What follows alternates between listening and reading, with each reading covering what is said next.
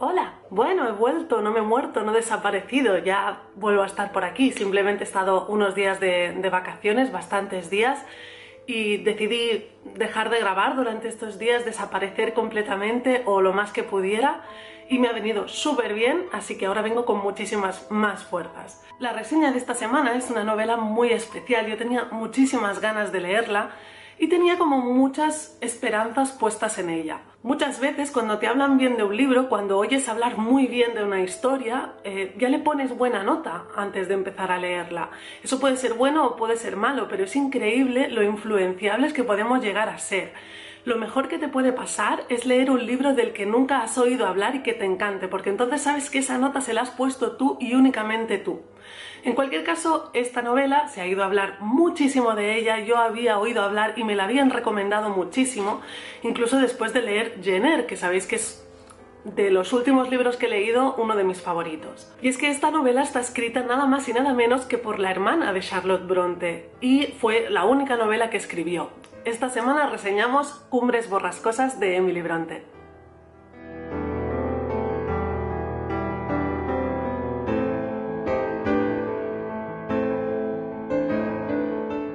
Como os decía, esto es un clásico por excelencia, todo el mundo ha oído hablar de Cumbres borrascosas y por lo tanto todos los que no lo hemos leído o no lo habíamos leído hasta ahora tenemos una idea preconcebida de esta novela. Yo lo que os recomiendo es que si cogéis este libro lo hagáis con la mente más en blanco posible, porque os aseguro que es una historia y es una manera de contar la historia que no vais a encontrar en muchas novelas y que al principio cuesta un poco de apreciar o cuesta un poco de que te conquiste. Al menos eso me pasó a mí. De hecho, por lo que he leído, es difícilmente comparable a las novelas de sus hermanas y sin embargo algunos críticos contemporáneos confundieron Cumbres borrascosas con una obra anterior a Jenner de la hermana Bronte Charlotte. Eso me parece increíble porque es que no se parecen en nada, son la noche y el día. Ya no solo la manera de escribir y cómo se desarrolla la historia, sino el alma que hay detrás, la mano que hay detrás. Está claro que no es la misma. En cualquier caso, al final el error se subsanó. Se vio que realmente la originalidad de la obra de Cumbres borrascosas no tenía nada que ver con las obras de Charlotte Bronte y se le adjudicó el mérito a la hermana Emily, tal y como se merecía. Sí que es verdad que aunque me pareció que Jenner tenía mucho de la autora en la propia obra, creo que en esta, en Cumbres borrascosas, se nota muchísimo más el alma y las ganas que tenía Emily de sacar su mundo interior hacia afuera. Este mundo no era para nada tranquilo y apacible, sino más bien oscuro y como muy dramático, muy sentido.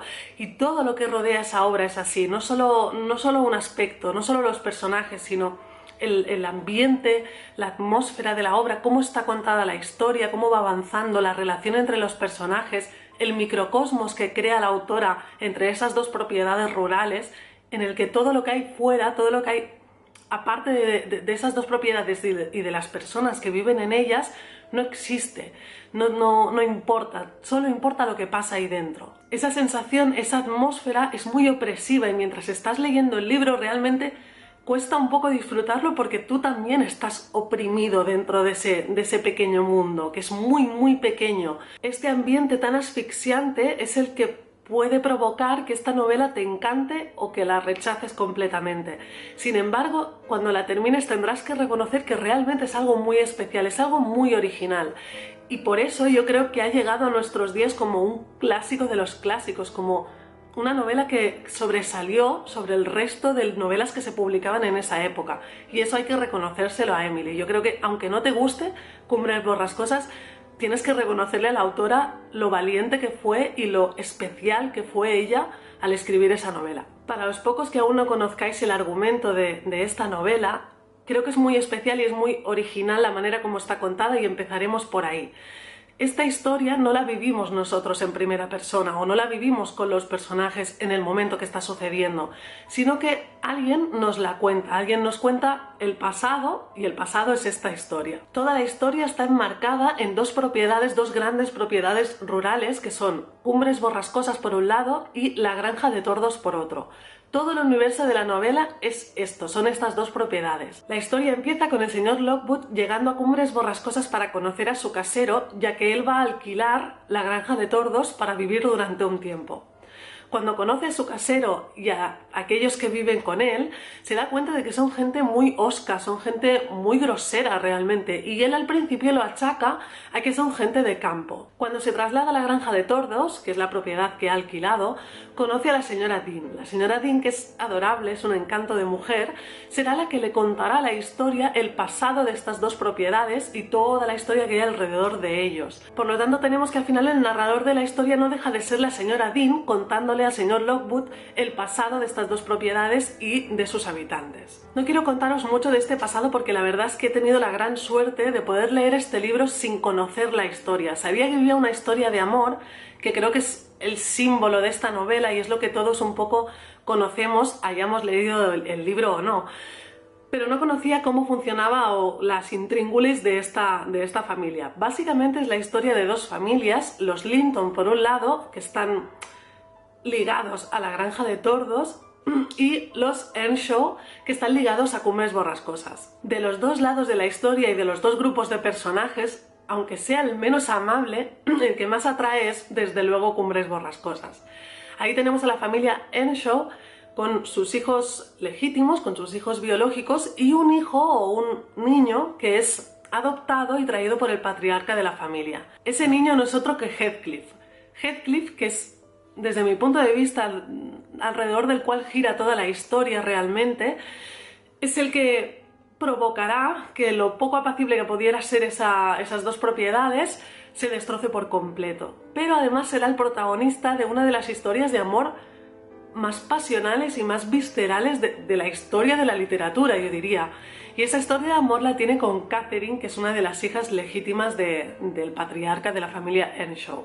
Estos dos chicos, Heathcliff y Catherine, se conocen ya cuando son muy pequeñitos, son muy amigos ya de niños y se enamorarán con el tiempo. Pero será un amor que no será bonito, sino que será muy desgraciado realmente. Es un amor que no será reconocido hasta que ya sea demasiado tarde y que por lo tanto siempre estará vivido con dolor y siempre será muy desgraciado. Esa historia de amor tan desgraciada será la que causará todas las desgracias de esta novela. Al final es el detonante de todo lo malo que va a suceder a partir de que estos dos chicos se conozcan.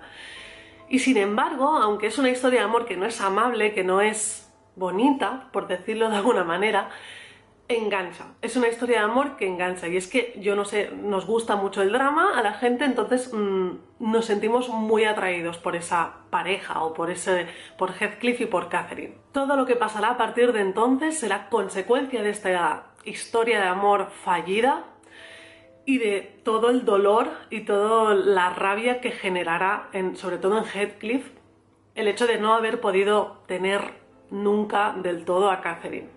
En definitiva, ahora, habiendo pasado ya días desde que lo he leído, puedo decir que es un libro que sí que me ha gustado, aunque cuando lo terminé me costó un poco de digerir. No sé decir exactamente por qué, pero me imagino que fue por la angustia que me generó mientras lo estaba leyendo. El libro es tan visceral y los sentimientos están tan llevados al extremo que genera una serie de sensaciones que es increíble que un libro pueda generar esas sensaciones, pero que realmente dejan mal cuerpo. Y por eso cuando lo lees te tienes que dar unos días de digestión, y cuando has terminado de digerirlo te das cuenta que ese libro te ha gustado muchísimo más que lo que pensabas mientras lo estabas leyendo. Y eso es muy especial, yo creo. Por otro lado, también tengo que reconocer que deja un poco con esa sensación de ¿y ahora qué voy a encontrar que sea más intenso que esto? Y es un poco putada eso, porque ahora todos los libros me van a parecer insulsos y sosos, espero que no. Pero en cualquier caso sí que es verdad que es tan intenso y tan visceral, pocas novelas vais a encontrar con sentimientos de odio y de amor tan heavies, realmente, tan fuertes. Y eso a lo mejor marca un antes y un después, o yo creo que a mí me va a marcar un poco un antes y un después a la hora de leer otros libros. Yo os lo recomiendo mucho. Es un libro muy especial, no es un libro que lo vas a coger en la primera página y te va a encantar, pero es un libro que cuando lo termines te darás cuenta de que te ha encantado. Y eso es muy curioso. En fin, no tengo mucho más que añadir, me doy cuenta de que estoy súper desentrenada, me tengo que poner las pilas. Como siempre, espero que hayáis tenido una buena semana, que tengáis un buen fin de semana. Muchísimas gracias por verme y nos vemos en el siguiente vídeo. ¡Adiós!